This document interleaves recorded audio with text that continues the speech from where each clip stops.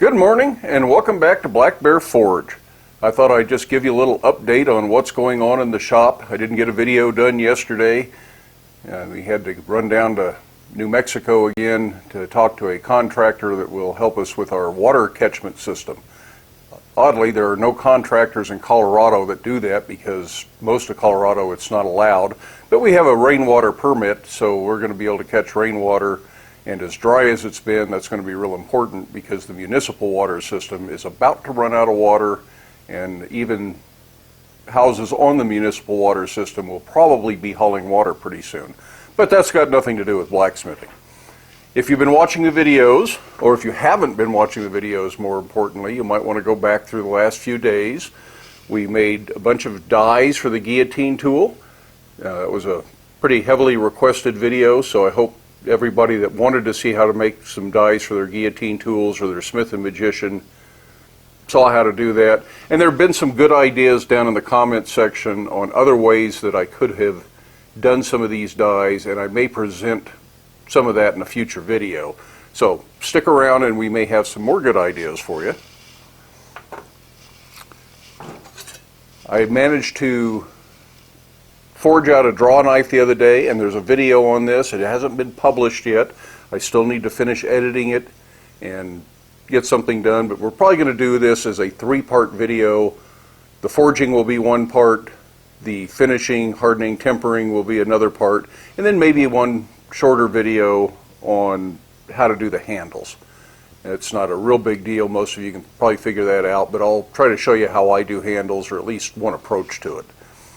But that's a forge welded draw knife. So if you want to see how to do a draw knife out of two pieces, laminated steel, W1 and mild steel, you better watch that video, and hopefully it'll be up today or tomorrow.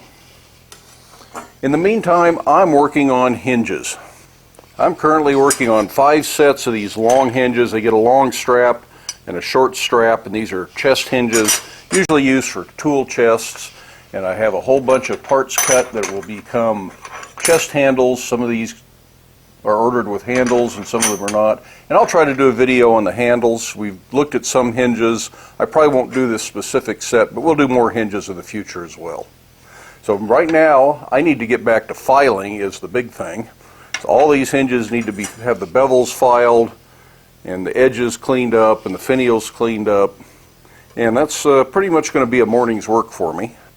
So I don't know that I'm going to get any other video done today. So I just wanted to do a little something to touch base, let you know I haven't forgotten about you, let you know kind of what I'm up to here in the shop.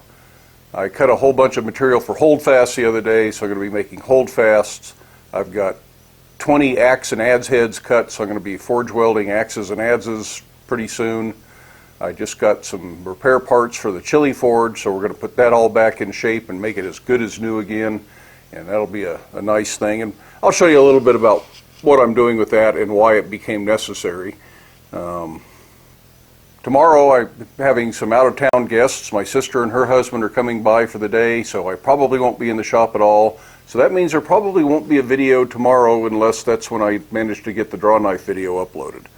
So again, I'm just filling you in, letting you know what's up in the shop, what we're doing, and why there may not be a regular forging video, but we are going to get back to doing more forge work.